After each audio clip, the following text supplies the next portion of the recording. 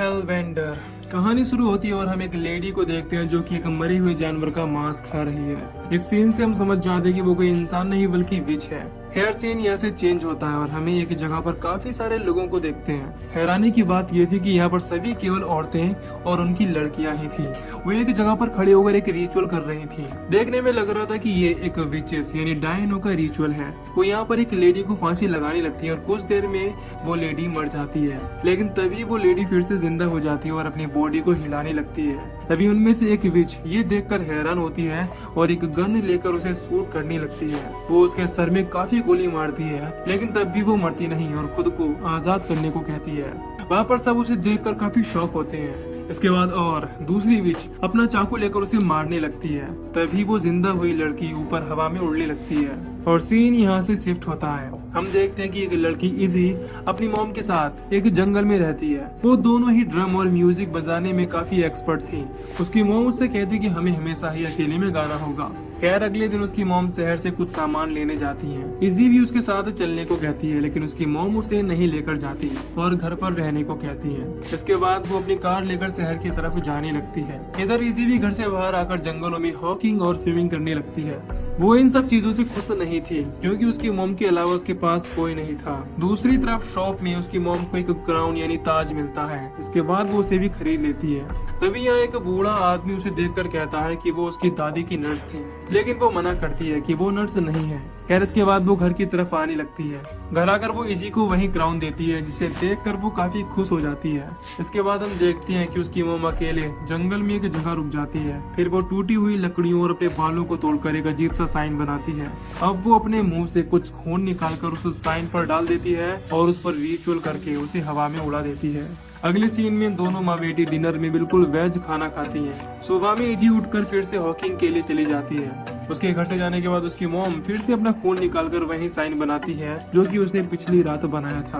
तभी हमें पता चलता कि वो एक विच है। वो अपनी पावर से देख लेती है कि उसकी बेटी कहाँ जा रही है। दूसरी तरफ उसकी बेटी एक वाटरफॉल के पास बैठकर पेंटिंग करने लगती है। तभी यहाँ एक टूरिस्ट लड़का आता है और उससे रास्ते के बारे में पूछने लगता है, लेकिन इजी उससे कहती है कि मुझे एक बीमारी है, तुम्हें मेरे पास नहीं आना चाहिए। वो लड़का उसे बताता है कि वो देखने में उसके भतीजे की तरह है।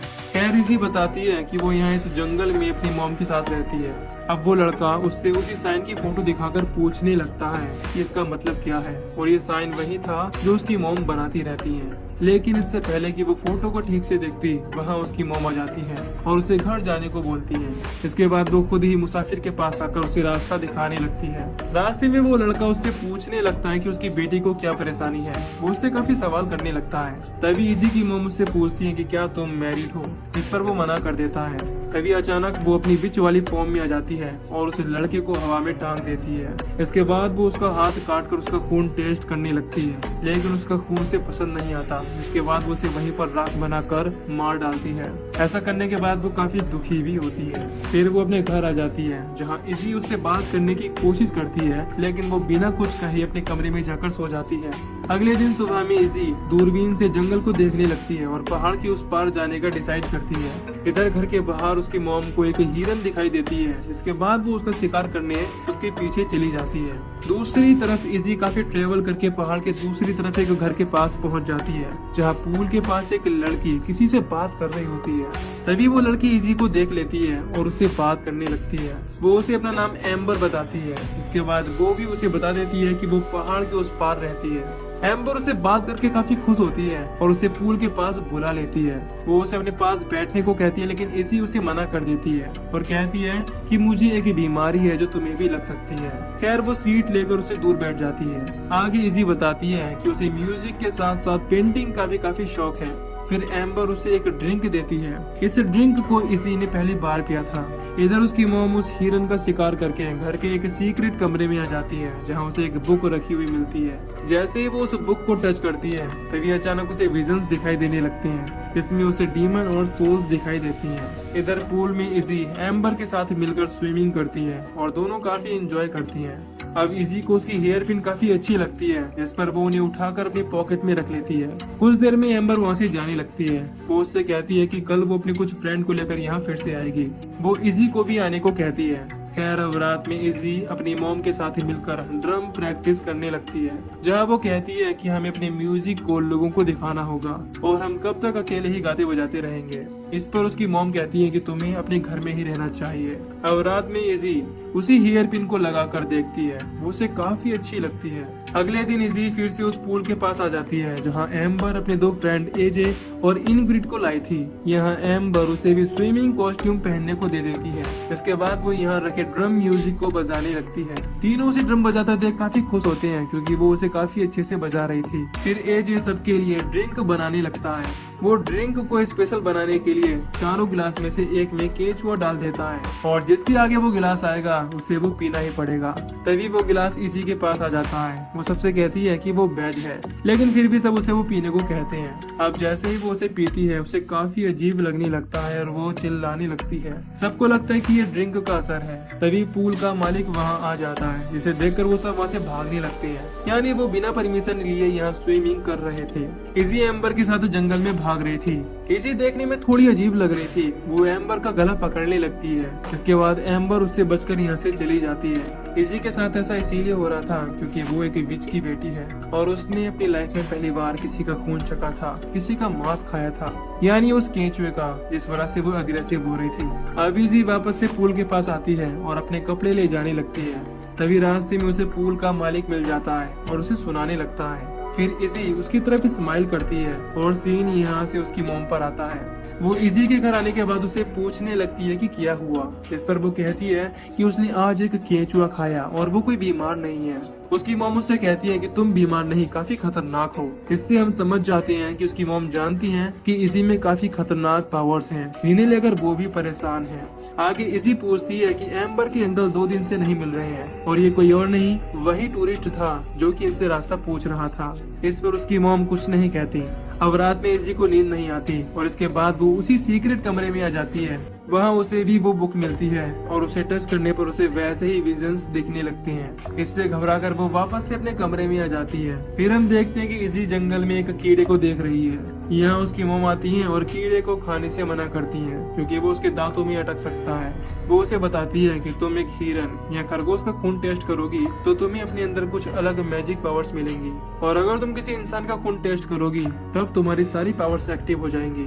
फिर हम देखते हैं कि ये सिर्फ उसका एक सपना है जिसमें वो अपनी मॉम से बात कर रही थी। आगे हम देखते हैं कि उसे आज नाश्ते में मीट और खून मिला है, इससे वो खा रही है। तभी हम देखते हैं कि वो एक रास्पबेरी है जिसे वो मीट समझकर खा रही है। या उसकी मॉम समझ जाती है कि उसके साथ क्या हो रहा है। इसके बाद वो उसे लेकर जंगल में आ जाती है। वो उसे कहती है कि वो उसे पावर्स पर कंट्रोल करना सिखा देगी। वो उसे जंगल में से कीड़ा उठाकर खाने को कहती है और खुद भी खाती है।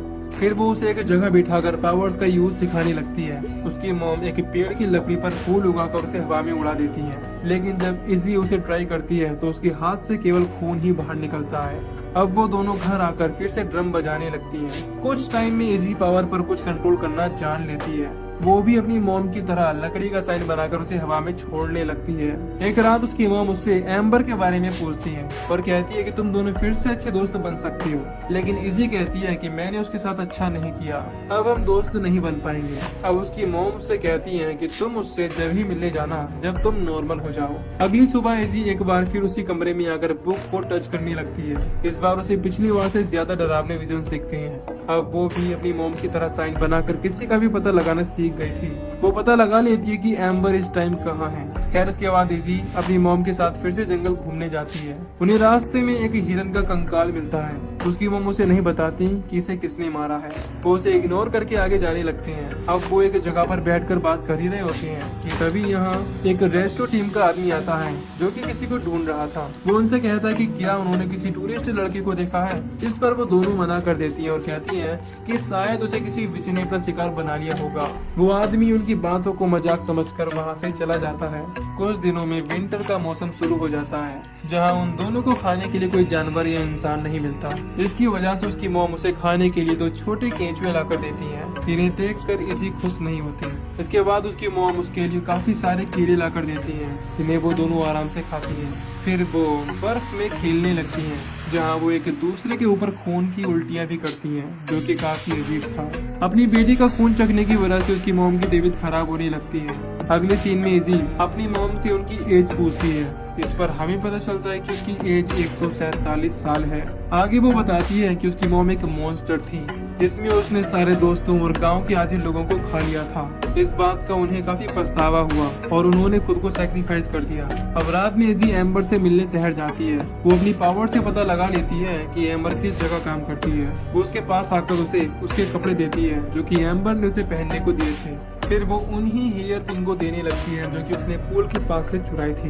एम्बर चुराने की बात सुनकर उससे नाराज हो जाती है और वहाँ से चली जाती है। इसी को उस पर काफी गुस्सा भी आता है। इधर अगले दिन घर पर अचानक उसकी मॉम की आंख खुलती है और वो इसी को ढूंढने लगती है, लेकिन वो उसे कहीं नहीं मिलती।